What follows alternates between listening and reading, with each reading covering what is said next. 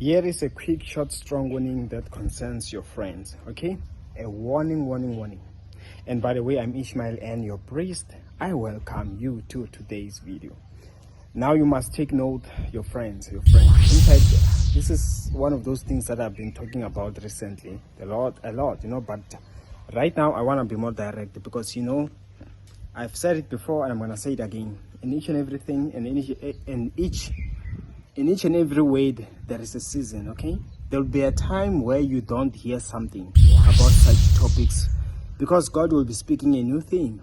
And at that time, you find that if you are to be stuck in that situation, whereas you don't know what to do, it becomes a problem. You get what I'm saying? So that's why when the time is right, you use it. It's a weapon that you must know, that you must be like, almost like when you're training. When you are training, they teach you skills, they teach you things to do, so that in the day of trouble, when that day comes, you know what to do. You remember what you were taught by your master. The Lord said, call unto me in the day of trouble, and I will rescue you. When? In the day of trouble. Meaning, you just have to, the only main thing that you need right now is to remember when that day comes. What should I do? Yes, now I feel I'm in trouble. I was told to call unto me because he knew that a day of trouble will come. Not necessarily because you are bound or it is bound to come. What happens? Because when there are enemies who want to come after you. That is why the Lord equips you to know how to fight back. Like a child that is supposed to go to school, like a child that is supposed to go far work and all these things, you are being advised how to be careful, how to take good care of yourself, because they know that some things, they are not a matter of you having to do wrong, but it's a matter of them coming after you. Almost like, when you're driving a car, right? Before you can drive, what you know or what you understand or what you think is that I'm supposed to be careful and I have to drive safely, which is the right thing. But one of the biggest things that you will be taught is the fact that you also have to drive for other people that you come across. You have to learn to drive for their behalf so that when they make mistakes, you are the ones who avoid. Because you can be using the right lane, okay? The correct lane that you're supposed to use, but then someone just comes. So you must know how to dive after dark so that you don't fall into any accident. So that's it. Let me tell you, we're living in a world where the enemy is busy on a daily basis. All they want to do is to ruin. A perfect example we have. How many times do we hear about break-ins? People coming during the night to steal things that do not belong to them. And it never ends. It is continuing over and over and over and over, to the point where it'll be like, this is how the world is. Nobody is willing to work and stop stealing, but as much as there are those who are working, there are those who can't help it, but they will keep on stealing. So what do we do? What is the safest thing that we can do? We know how to protect ourselves. Stay safe, lock, security, all this other stuff. That is why I want to tell you about your friends with this message. That was an intro, of course. I want to speak about your friends. Your friends, your close friends. Those that you call friends. First of all, let me lay it down to you like this. Whenever you think of a friend, or you are being told about such a thing called a friend, look at it as the most likely person to stab you in the back. Yes, this thing also applies to family. Family, they are the first to support, as well as they are the first to step in the back. You know why? So remember, friends, family, or people in your community, they know you so well. You trust them so well. They are the first people to know when something is to develop. They will be the first that you tell that, something just transpired. They'll be the first to tell that, I'm having a vision that I want to start off this thing. I was planning to.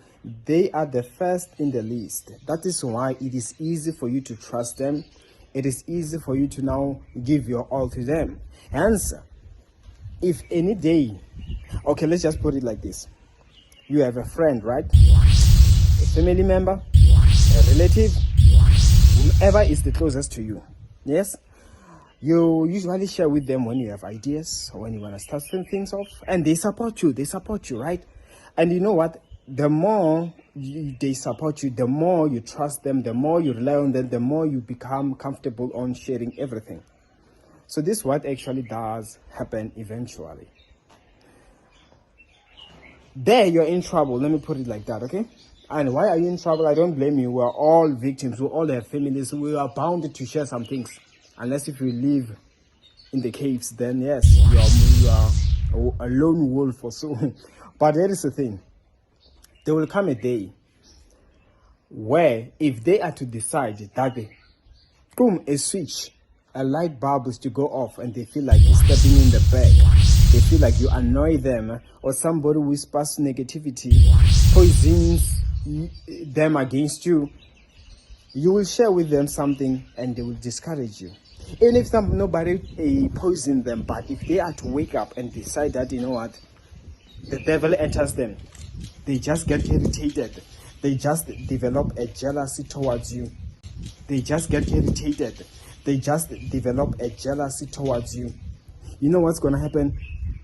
Expect a knife, and that knife will get into your spine. Be rest assured, that knife will get there because all your guard has been dropped. Picture yourself, you are at home, right? You have family. If somebody does the cooking for you, your wife, your husband does cook at times, whoever does, your worker, whoever, and you do eat their food, ask yourself a question. What if one time they just decide that they want to poison the food that they give you? How likely are you to see it coming? 0 chances. You are most likely going to eat like usual, and you're likely not going to suspect. That is why to those that you suspect and you don't trust, that's when you are more careful. And I want to tell you that that is when, at the end of the day, if we can evaluate, we can scale this, we can look at this situation deeper, we'll realize that, you know what, so who can be saved like the Bible does describe? For men it is impossible, let me assure you, but with the Lord God Almighty nothing is impossible. He will give you a warning. This is where this word is coming from. The Lord is so smart. If it was by default, there was no God, yes, we're gonna say, we're just living by luck, anything can happen, you can do nothing about it. But if the Bible does assure that we have a God that watches over us, what are we fearing? Because he is real as real, and he is almighty. Nothing is hidden from his sight. Therefore, let us rest in confidence that, you know what, as long as I'm still working with God and I'm doing my best, therefore, if indeed the person next to me is going to stab me in the back or is planning to stab me in the back, he's going to warn me some way, one way or another. Meaning, our main task is to be on the watch, on the lookout, and the moment we see a red flag, a sign, let's be sure to obey and start to watch our back, so that the day when the person is about to stab you in the back, the day when they decide to poison your food, you will feel that something tells me not to eat this food. I don't feel at peace. Whichever way which God speaks to you, maybe gives you a dream, then feeding you with poison whatsoever, so that you survive. And the bottom line is this: be careful with those you call friends. Think about what I just said now, okay? Be careful of those whom you call close friends. Now think about this statement, and I'll leave it here. Be blessed in Jesus' mighty name. My details on the comment section below. See you next time.